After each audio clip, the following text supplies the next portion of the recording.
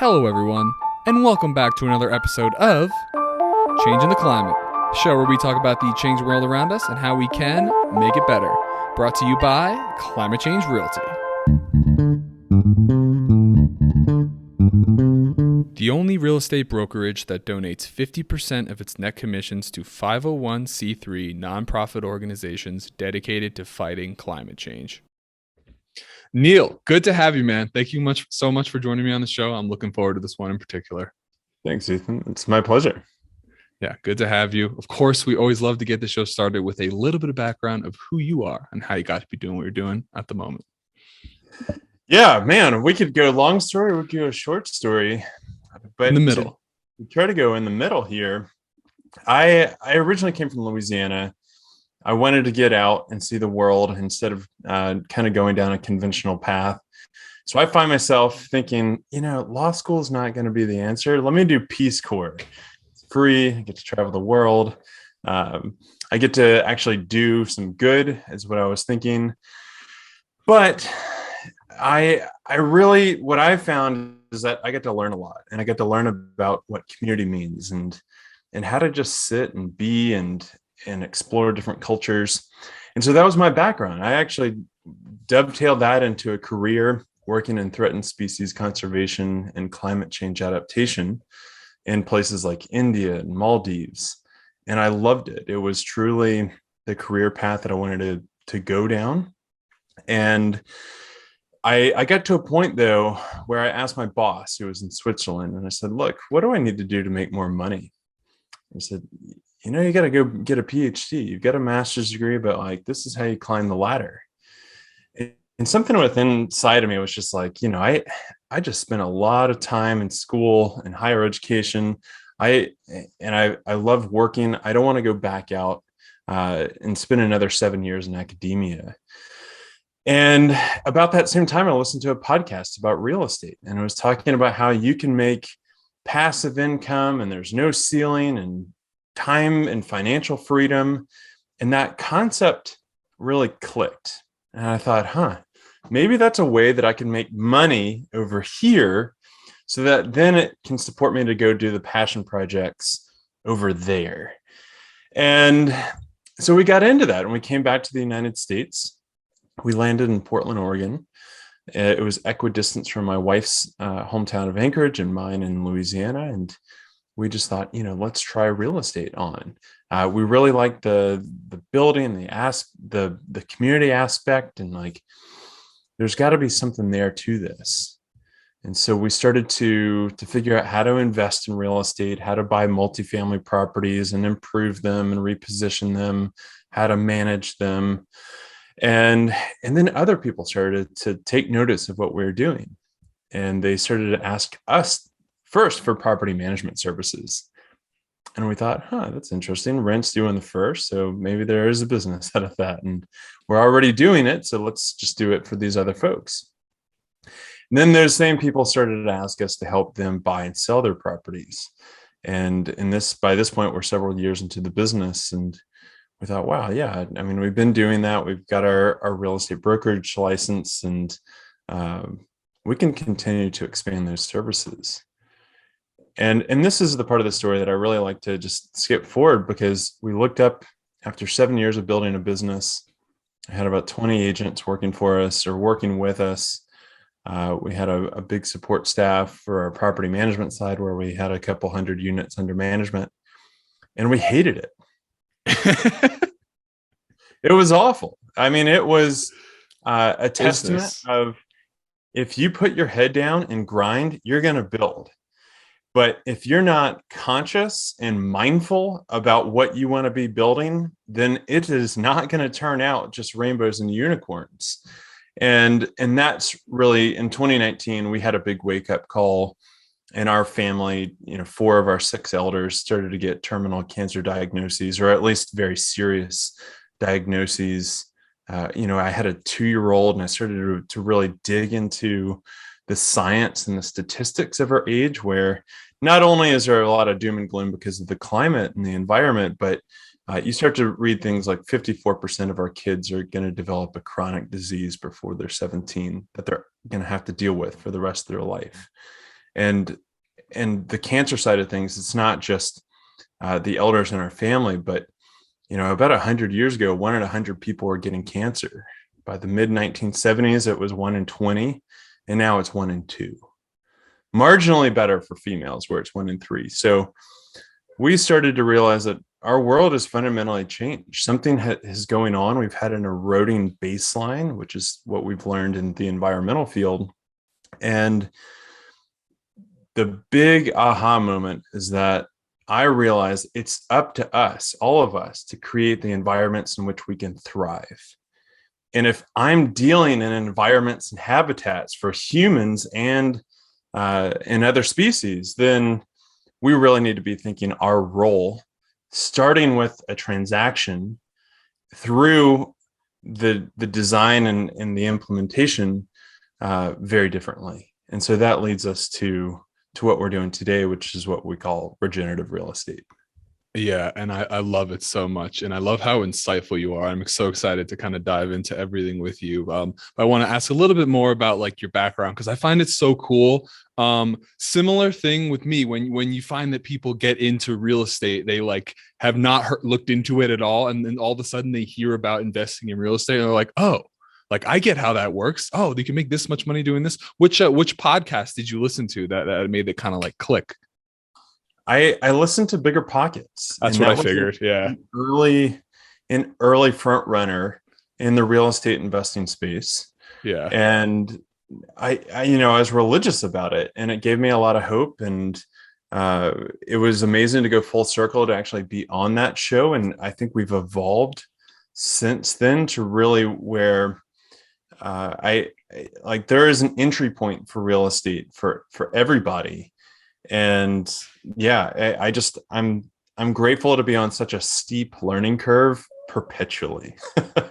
Hell yeah, man. Yeah, Brandon is the boy. Yeah, I mean, let's just dive straight into Latitude, because I really want to talk about everything you guys are doing, because it's so similar, it's so amazing, and it's similar to like the kind of values that I'd like to promote. So like, what exactly is different from your original real estate company compared to what you're doing now? Yeah, I'd say our original company really falls in line with a single bottom line mission. And it's a mission because you're quite singularly focused on what is the unit count, what's the production, what's the number of units that's under management, all like a very classical and conventional thought process of we want to grow, we want the financial independence that comes from this. And that doesn't account for if you're talking in investor speak, it doesn't account for ESG. If we're going for more impact driven language, it doesn't talk about the triple bottom line. So what we did is we put a big pause to say, one, what are we doing here? Like Latitude in its previous existence was all about the freedom freedom of thought or action. Like I have the latitude to do something. And that's what we thought that real estate really enabled, is like, you can go out and do whatever you want. And now we've really started to shift to say, Latitude is still the double entendre, but it also denotes a unique place on this planet. And that if we can all be change agents within our own communities, then we can create change and impact our local municipalities and our local communities so much more. And so that's really the basis of it, is that now we are still a brand and a company and really a community for people that are real estate professionals that don't quite identify as a realtor with a capital R, but more as real estate professionals. And so we don't call ourselves real estate agents. We really go by, we are change agents. And what I found is that if you are working in a purpose-driven manner with a community of like-minded individuals, potential is limitless. And it comes from the community aspect. And that's been a really big factor for me is realizing that the real estate projects that I've been attracted to even are the ones that are community oriented. And that's really blown my mind, because I got into this designer. He's an architect named Ross Chapin, and he started to do pocket neighborhoods. And he was building these human scaled, so a little bit smaller than your traditional like McMansion. Uh, and instead of orienting these out towards a street to activate cars and concrete, if you think about how we situate our homes, he started orienting these homes inward, and he'd cluster them together. Inward And in what sense? inward in that, if you had a block, just take a typical urban block, Mm-hmm. the houses all face outwards, and you drive up your driveway and you park, and maybe for a lot of America, you open your garage door, you go inside, and you never have to see anybody. But instead, he started to orient these houses inwards towards a common green space where parking's still on the outside, but you've got to get out of your vehicle or get off your bicycle and then move inwards into the community where there's so much more spontaneous interaction amongst people. And there's much greater sense of sharing and communal space. And how do we create a park on every single block in a city? Well, you would do this. You don't need designated areas spread out throughout the city that are also quite expensive to maintain. And so I started to realize, wow, pocket neighborhoods, what the heck is going on here? Like, what is the charm? Where was this? This is actually in Portland, Oregon. Okay. But then when we started to realize that they're built all over the place, and we started to realize that community orientation is such a big thing. And so at that time, like we were still calling it, how do we infuse sustainability into real estate? And that's great. Like there's a lot of amazing, way smarter people than I am working on that problem. Same. And it just was like a lot of those folks talk about energy efficiency and electrification. And that's amazing. Like that space is changing so fast. It's unbelievable to see the path towards net zero that we're going on. But as I define sustainability, it's much greater than just the energy requirements and the needs that we're having. But it also includes like, how do we look at sustainability from a health and wellness lens, as I was talking about, but not just health and wellness, but how do we look at it from a community lens? And I'm a big gardener, and I've got a background in agriculture. And so I started to think, we don't even talk about ecology that much in sustainability. We talk about it in like the environmental realm, but it's not kind of part and parcel with the sustainable movement.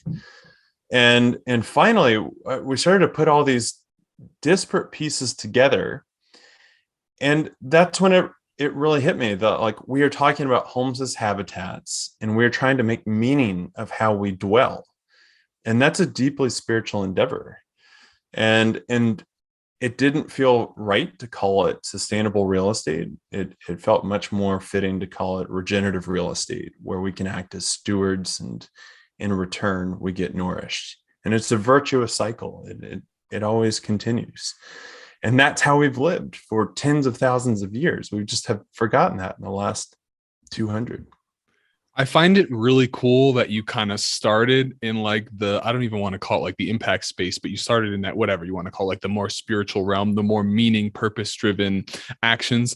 And then you were drawn into like the business world. And then it sounds like you kind of became like disenchanted with it. And then you found a way to integrate your skill set with your like kind of purpose and meaning in your life to create this awesome organization. So I want to hear more about exactly what change agents do, how you identify them, and what like the real like mission pragmatic actions of your company, which is called Latitude Regenerative Real Estate, right? Yeah, right. And I think it starts with understanding that if you put all those things together and you start looking at a whole picture, that then we're working with living systems. And if you start to understand that, even if you're working in residential real estate, that we're all just nested systems within larger nested systems of like our body is a living system. We need nutrients and light and community and all these things to function, but we also are working within a home that also has nutrients that are coming in the front door of what we're considering groceries. It's powered by some kind of fuel that we actually don't really see. And then there's nutrient flows out the back door, and that's also hidden of like our plumbing and things like that. So that house then sits within a neighborhood, and the neighborhood sits within a larger town or city, and then that sits within a bioregion. So like we are truly living systems, and we can continue to go to the cosmos, but I think everybody understands that. So that's it's kind of number one for latitude change agents, is to realize that we are working within living systems, and that too we operate as an ecosystem. And we started to understand a business ecosystem from, who are the people that are championing this message, and what expertise do they have? Because if I want to go out and give people advice about sustainability, and like, let's just take energy is a great example, because I haven't been super enchanted by energy efficiency. I think that's a great thing. I don't want to go out and learn how to energy audit a home, but I do want to go know the energy auditors in my town. And I want to work with them, and I want to share my clients with them. And I want to know who they know that are in the solar space and the geothermal and the wind, and like, who are those actors? And so if you start to really understand, if you're in the real estate space, like, we're essentially connectors of resources, and we're problem solvers. And so I don't necessarily have to be a jack of all trades. I just need to know all the trades that are out there that are purpose driven as well. And the funny thing that I found is that we started to put this out there for a couple of years of, I want to know the carpenters, and I want to know the designers and the architects and the landscapers, like, who also cares about what we care about. And the shocking thing is that they're like, wait, you're a realtor?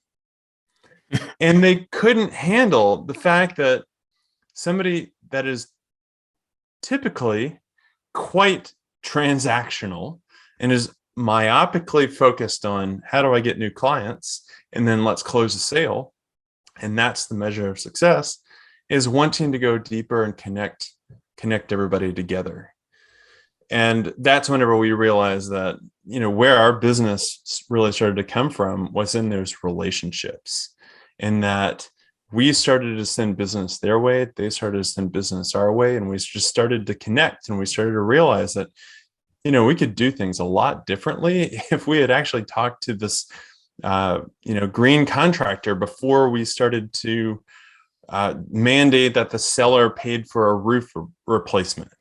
And we started to realize, like, why in our actions of, we do an inspection, we're working for the buyer, the hot water heater is kind of on the fritz, and we're like, seller to replace hot water heater.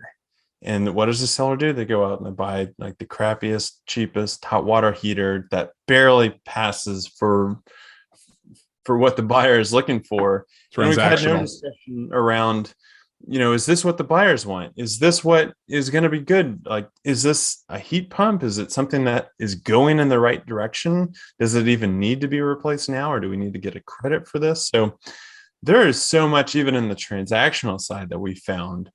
And so that's really the blocks of a latitude change agent, is living systems, working within an ecosystem, and then realizing, like, what is the potential for transformation from not only the transaction, but how do we become placemakers and really encourage this to happen amongst the ecosystem that they are cultivating in different towns across the country. And are you finding that there are a lot of professionals who are actually really interested in this kind of stuff? Yeah, I find that it's not just pertaining to real estate agents. It really pertains to a lot of the trades. I think right now, particularly, a lot of people are realizing that we've gone through such a shift in how we live and how we work in this society. Like, COVID sped this up by a couple decades, but we're also realizing collectively, like, oh my goodness, we've reached a tipping point. We know that there's something out there. Maybe it's a higher consciousness and that there is a role for us out there, but we don't know what that quite looks like right now. And I just want to tell your listeners, like, there is a theme in the environmental community that says, the planet is going to be just fine without us. So if that's the case, if we screwed up the climate and we screwed up the planet, which we arguably have, but the lowest common denominator towards that destruction is humans, then we should, like, species demise is fine. We should just rid ourselves of ourselves on this planet. And I really think that we have forgotten that we ourselves are of nature. Like, we do serve a role within the greater ecosystem, and that if we can remember what that role is to help all life evolve and thrive and flourish, then we really start to connect back into this, like, deep primordial spiritual sense that, hey, I understand my role, and it's not just clocking in at 9 a.m. and clocking out at 5 p.m. and working for a paycheck. And hopefully I like my job, hopefully, but I've still got bills to pay. So there's a lot in there. I probably lost a lot of listeners going into more of the spiritual realm, but the more and more I really sit with it, the more I realize, like, have a purpose-driven approach to your work. You might have lost some listeners, but you got me, man.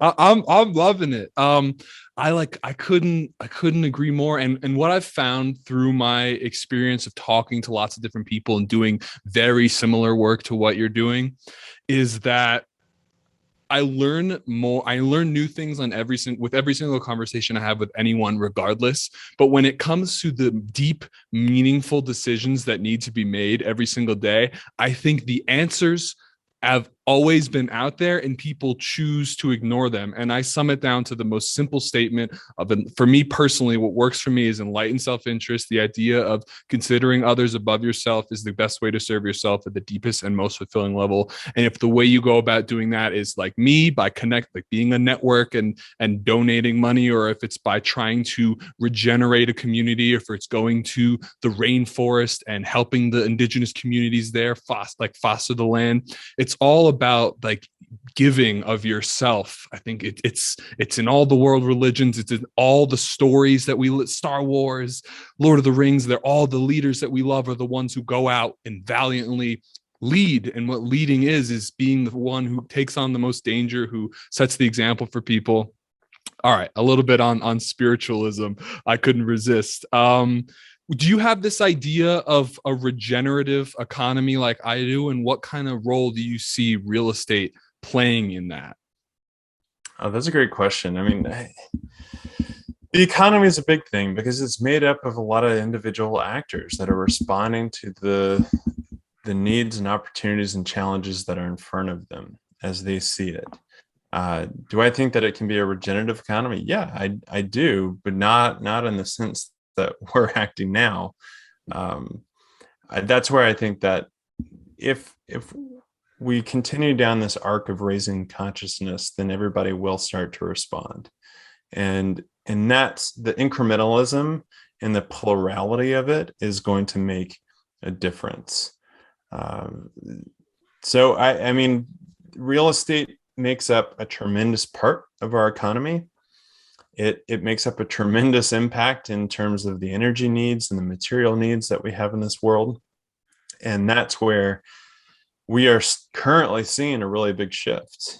And it's things like, how do we demand different kinds of products? How do we demand FSC wood and non-toxic materials and intermediate technologies? And how do we sort through all of the BS that comes from obfuscation campaigns from the fossil fuel industries and other really toxic and degradative industries out there? Like, that is the role for real estate and real estate professionals, is to realize that we should be the guides to not only unlocking some of the, or demystifying some of the things that are going on within our industry, But we need to be connectors to that. And I think that's really how you start to change an economy to be more regenerative.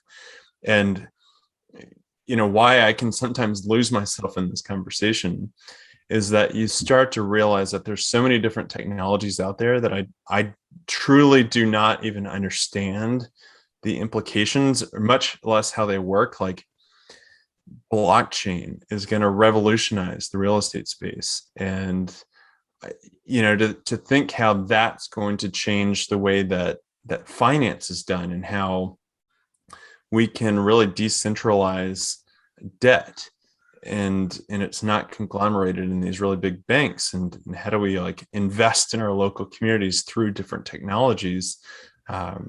I just think that we are entering into a really new era of human-centered technology that's going to drive a lot of the change. Yeah, well, let's talk about how to do it. I want to hear about this 4 pillars operating framework that you guys have, and I'm a little curious how you came up with it. Yeah, I mean, we've already really touched on it, because it's trying to find what is the intersection of regeneration, and not just regeneration, but regenerative real estate. And I'm gonna be really forthcoming that like we are not the original leaders in regeneration. Like this has got really long threads and long lineages, and so we are just working through the thought, technology, and the philosophy to infuse it within a very practical space that we work in, which is real estate. And so for us, that the branches really come from, it's about health and wellness, it's about sustainability, ecology, community, and spirituality. So we've added a 5th branch of spirituality. I wanted to like be upfront with people about that. And then for the folks within Latitude that are really interested in how do they combine the marketing side of what a real estate professional does with the technical and impact side of a consultant, then how do you measure change over time? And that's really, what are the roots of this, and how do we work about it, and what is all that connection? So that's really where we've come up with the design of what are the areas that if you were to guide somebody through either a new development or a house renovation, this is a roadmap that you can take, because really consulting is about quantification just as much as it is qualification. And so if we want to do a snapshot in time of year 1, this is when you bought it, year 2, this is what you've done, year 3, and you can start to follow somebody's interests. And like some people just may not have the money or the resources or the inclination to do something like a landscape redesign, but they may be really interested in like a biophilia aspect of their house, and how do they like really work with nature to revitalize their day and like bring in more light and life and things like that. So that's how we really use the branches of regenerative real estate and how it is applied. Because what you'll find, Ethan, is that people like sound bites, and it's hard to say like regeneration or regenerative real estate is blank. Yeah. You leave off so much more, and that's where I think some of the marketing aspects and opportunities for us is to continue to refine the message, so it doesn't have to be so long-winded. I feel you, man. That's the biggest challenge of being a visionary, is taking something that's abstract in your mind and constructing it in a way that can be digestible by the average population. And I do want to say this: I understand your hesitancy to go too deep on like the spirituality stuff, but of course, I also understand why it's so pivotal to what you do.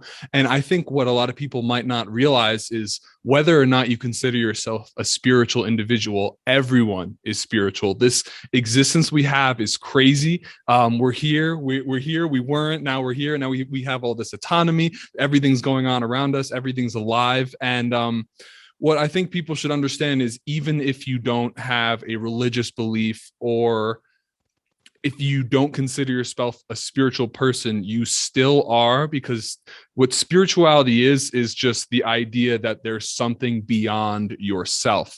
Now, me and you speaking to each other, that just seems to prove it to me. You're over there alive, thinking, trying to do similar amazing things in the world. And it's just, that's a big thing about our Western culture, this secular growth, or the idea that, we should just leave these deep conversations out of the mainstream. It's sad in many ways, but it if you don't believe in anything, then you believe in nothing, and that's still spirituality. So it's totally linked to everything we do. So I appreciate your emphasis on that. And speaking of which, let's get into more down to earth stuff. I want to talk about some of the Let me key. jump into that real quick. Please do. Before we Yeah. transition, because what I do whenever I am like really pulled, there's a lot on my plate, and I'm trying to just center and remember that yes, there is something else out there. There is a higher power there. We are of nature, and the spiritual aspect of that is like just to close your eyes and to start thinking like, I'm made up of a lot of cells and atoms and electrons down to the tiniest little particle, and like nothing is created, nothing is destroyed, it's all repurposed. And if you take it from the cellular level up to where we really are, I mean, think about it. We are on spaceship planet, and we're floating around in a bunch of energy particles and gas in some kind of space that goes on infinitely. Hmm. And then once I realized like this is infinite, it like your brain scrambles and you're like, okay, that's the spiritual aspect of like, this is crazy that we are sentient and conscious beings within this universe. And so that's just my trick. Yeah, we don't even know what consciousness is, man. I Yeah, I mean, I'm tempted to kind of like go into like my like thoughts on all that stuff, but I mean, I would like to use the time while I have you here, because you do know a lot about the built environment as well, to kind of talk about some of the key health risks that you try to mitigate in your work, because obviously that was a huge inspiration to why you're doing what you're doing. Yeah, that is amazing to truly understand that our environments are either going to help us thrive or it's really going to debilitate us. And there's a lot of things within the building science industry that we're starting to learn a lot about. I mean, I think what gets popularized and dramatized is sick building syndrome, which definitely does happen. Like we can be able to create an airtight envelope, but if there's not good ventilation in there, then do we really want to be building with a ton of formaldehyde and other chemicals that's in our particle board and our glues? And like if you look at our fibers that we're using on carpets and things like that, like there's a ton of off-gassing because we're building with a lot of petroleum products. So it's literally every single item that goes into a property is potentially carcinogen or a carcinogen and or toxic in other ways. And you can start to see this example in people's lives. Like my wife's family, they built a new house in Anchorage, and within a year, their perfectly healthy dog, little Ned, died. And they think it was because of exposure from, or the off-gassing from the carpet that was throughout the house. And then you can see how we're designing it as well. Is like we're attaching our garage right off of our kitchen, and our cars that have fuel in them are off-gassing in there. And like you can't just go sit in a garage and think that you're not going to be lightheaded. And now it's right off of main living area. Like that's kind of crazy. So there's a lot of little different things of, are we building new and what's the opportunities there? And one of the things that I love is like, if you think about building a non-toxic, healthy home, one, your contractor's not going to know how to do that, and the trades aren't really going to know how to do that. Um, so there's a lot of collaboration and education that needs to go into that space, and that's why the working as an ecosystem goes a long way. But two, like sustainability has been really illegal for a long time. Like take, for instance, microgrids. Like you can't have a microgrid in a lot of the US. And that's really how we unlock a lot of energy independence is by creating renewable energy sources and putting them on grids that's very resilient. Or if somebody wanted to incorporate gray water and black water into their houses. It's so So important. gray water is just like, what is the water that is coming off of our sinks or out of our shower that, like, why is that not going into the garden, or why are we not repurposing that? We can't do that in a lot of municipalities. That's starting to change. Why can't we do it? It's just written into code, and they really, like, code really says if you want to do black water, if you want to do composting toilets or anything like that, like, nope, sorry, you have to connect into the sewer line. Yeah, but the code's written for a reason. What's the reason for those codes?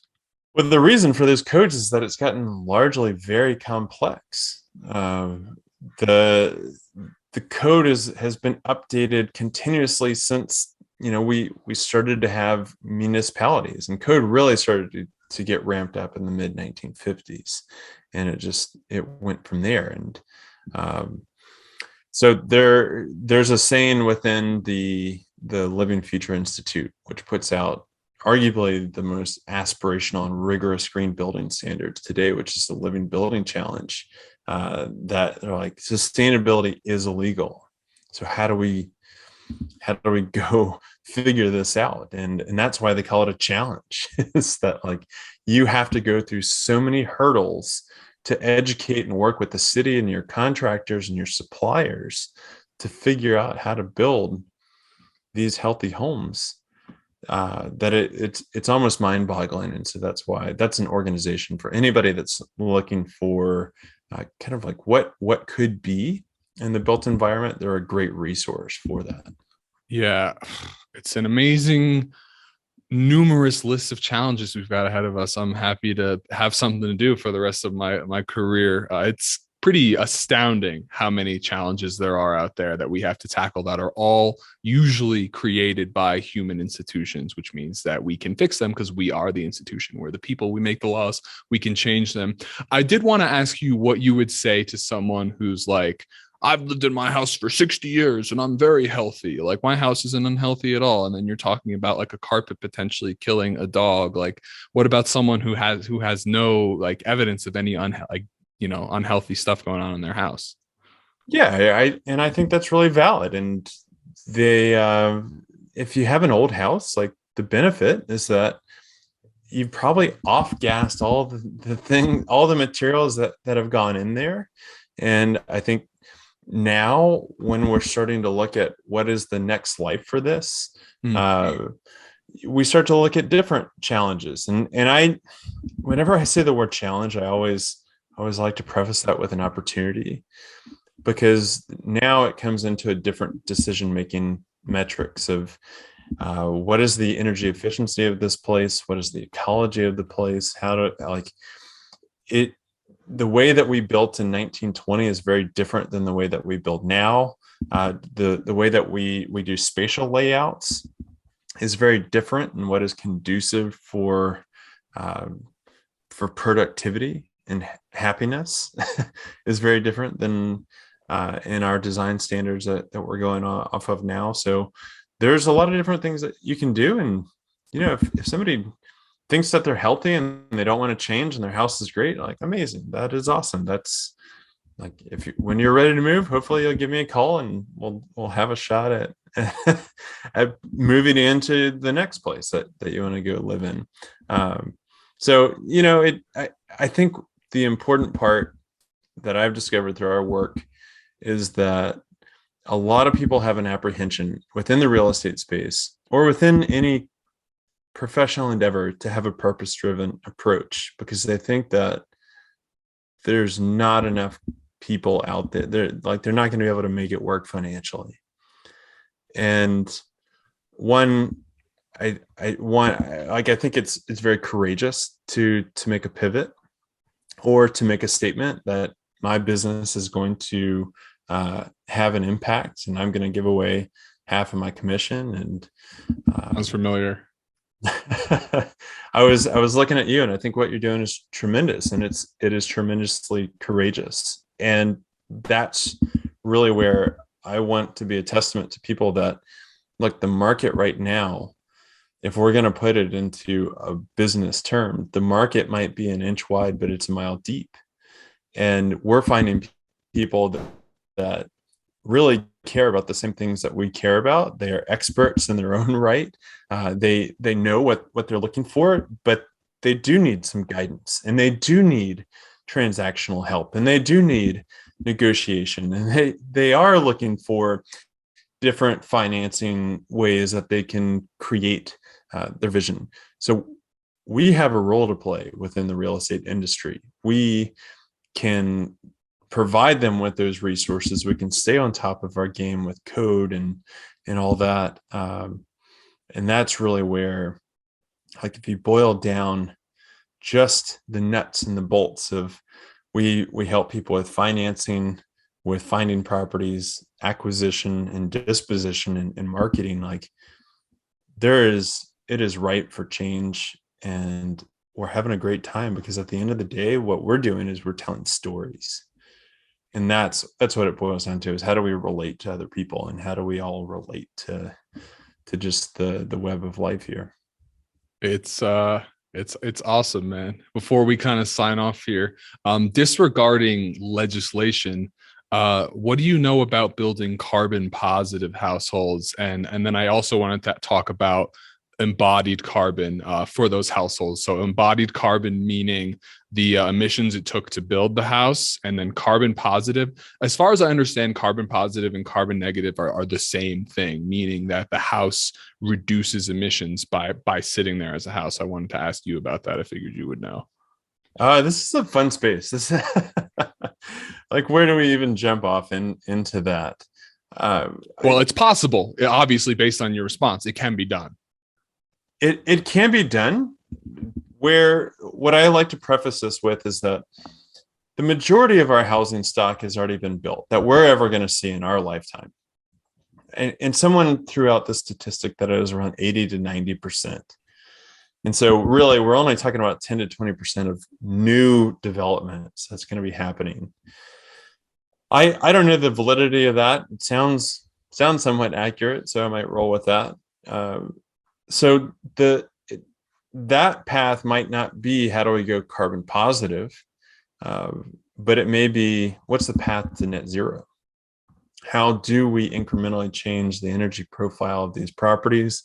How do we change the ecological tenets of these properties so that there is a carbon drawdown? So you're looking at technology of all different forms. That's not just human technology, but natural technologies.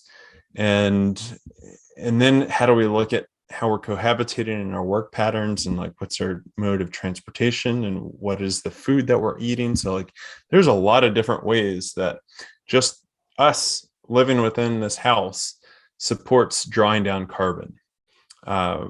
Where I think that we're headed is building materials are going to get really interesting. How we build is going to get really interesting.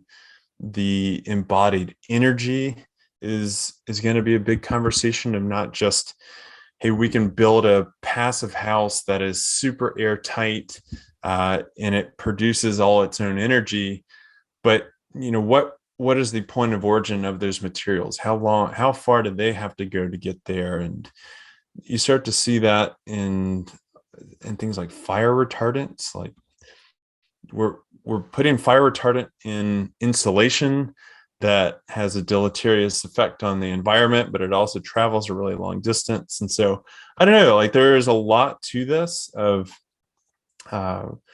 where the materials are coming from, and how do we support the supply chains, because it's not just, where you go to Home Depot and you get this material, but, like, you're looking at deep deep supply chains, and all of that has carbon impacts and energy impacts. And so I'm probably not the best person to talk about, because I just quickly get over my ski tips, and Yeah, I'm like, I don't know. I mean, this is why we need everybody. totally. Well, I mean, you are the host of the Regenerative Real Estate podcast. So I did want to ask you, what are some of the most important lessons you've learned from, I want to say, how many episodes has it been? We're about 50 episodes in now. Okay, cool. Yeah, what are some of the awesome takeaways from that show? If you do not have a podcast, have a podcast. It's blast, That man. is lesson number one, is that I was having these conversations just like we're having today with people that I really wanted to talk to, and we weren't recording them. And then we just kind of like joke, man, we should have rolled on that. That was amazing. And we started to do that. And what I started to realize is that if you have an audience of one, you're not doing anything. You're just talking inside your head. And then I went from an audience of just myself to my wife to then a couple other people, and maybe I'm still working on one-to-one, and that was okay. But where we really saw a shift in impact is that we started to talk one-to-many through a podcast, and to amplify voices. And that's really where I realized my role is a connector. That is my role in the ecosystem, is to work or help expose thoughts and practices and people to the community that is choosing to enroll. And that's been the most incredible thing, is that, like, one, there's people that are icons and legends that we all know, and it's amazing to hear what they're saying in long form.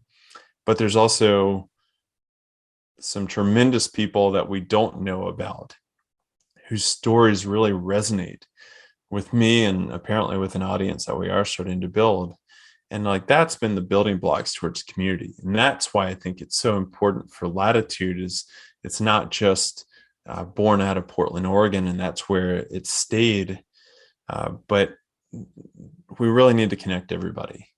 And these ideas and this movement doesn't just belong within the US or within North America, but it's got to be a global conversation. And so we're starting to see how that looks. And we're starting to see different parts of the world really rise up. And there's a lot of conversations that happen all at once. I mean, there's a big social justice theme that is within real estate, and an environmental justice theme that's within there. And so that's really where I think if you're going to have a podcast, like, it doesn't have to be surface level. Like, build your audience by being really interesting and finding interesting people, or putting out content that hasn't been put out before, and watch what happens, because it's truly magic. It is just like this conversation today.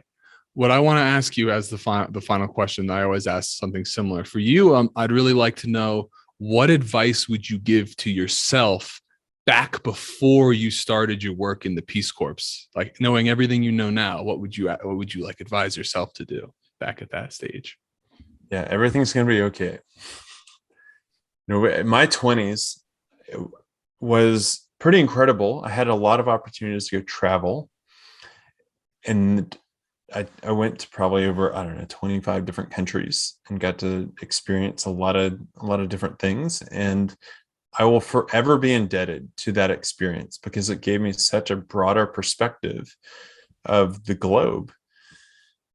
And a lot of people will go back and tell their former selves, like, oh, you got to buy real estate early. Are you kidding me? Like, we've got our entire lives to figure that part out. We don't need to be trapped in our 20s. But I spent my 20s really worrying about, like, what's the right steps? What do I need to do? How am I going to make this work? And that's the time that we can screw up. We have no obligations. It feels like we've got a lot of obligation. Maybe we've got to make a $300 a month student loan payment or something like that. But, like, there's no kids. There's no mortgages. There's not like 29 people that are looking for you for decisions. It is literally just you in a backpack and a passport, and have fun. It's going to be a great ride. Amen. All right. And Neal, thank you for doing this in the middle of your crazy move, recording it in your son's new bedroom. It's meant a lot to me. I really appreciate having you on the show. And I love what you're doing. And I'm really glad to be connected with you. And I love the name Change Agents. And I think that can be donned by more than just real estate professionals as well. Certainly. No, it's been a privilege. I love what you're doing as well, Ethan. I think that, like I said, it's super courageous, and you've got a, a way with marketing that I think is tremendous, and bringing humor to situations, I think really turns a lot of heads, and it makes a lot of people smile, because at the end of the day, like, we're here to thrive, and smiling and doing it together is what it's all about for me. Yeah, well, I mentioned this on another episode. The way plays were written, there were like two types of plays. There were comedies and there were tragedies. And comedies had the good endings and tragedies had the bad ones. So my life is a comedy as far as I'm concerned. So Neal, thanks so much for coming on, man. Really appreciate it. Thanks, Ethan. All right, everybody. Peace out. See you soon. Thank you so much for tuning in to another episode of Changing the Climate. Here at Climate Change Realty, we don't just donate 50% of our net commissions to fight climate change, we also donate a full 50% of our real estate referrals. So if you or anyone else you know is looking to buy or sell a home anywhere in the USA and would like to create thousands of dollars in donations without any cost out of pocket, please visit ccrboulder.com today.